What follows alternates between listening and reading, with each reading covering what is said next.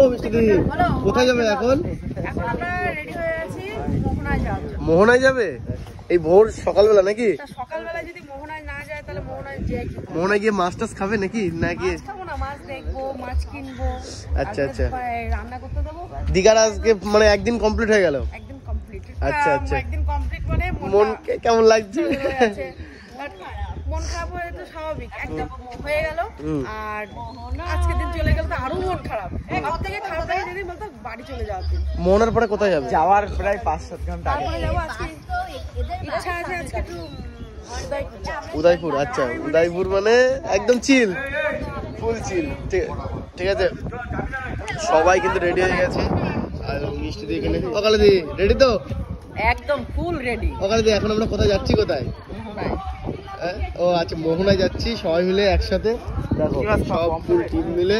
তো এক বন্ধুরা মানে সকালবেলা মোহনায় গিয়ে আমরা কি করি, ঠিক আছে, যে নতুন নতুন মাছ দেখবো সেগুলো তোমাদের সাথে শেয়ার করবো। আর মোহনায় তো প্রচুর রকমের মাছ আছে, ঠিক আছে, সেই সব মাছ তোমাদের সাথে ভিডিওতে আমরা শেয়ার করতে থাকবো। যে এক বন্ধুরা আমাদের দীঘার ভিডিওগুলো কেমন লাগছে সেগুলো অবশ্যই কমেন্ট করে জানিও। আর এই জামাটাও আজকে সেম পরলাম, ঠিক আছে, সেকেন্ড দিনে। যাই হোক, এরপরে কিন্তু নেক্সট দিন ধামাকাদার ব্লগ আসতে থাকবে। আর দেখো এখানে সব ফটো সেশন চলছে, ফটোশুট চলছে, ঠিক আছে, ধামাকা। যাই চলো।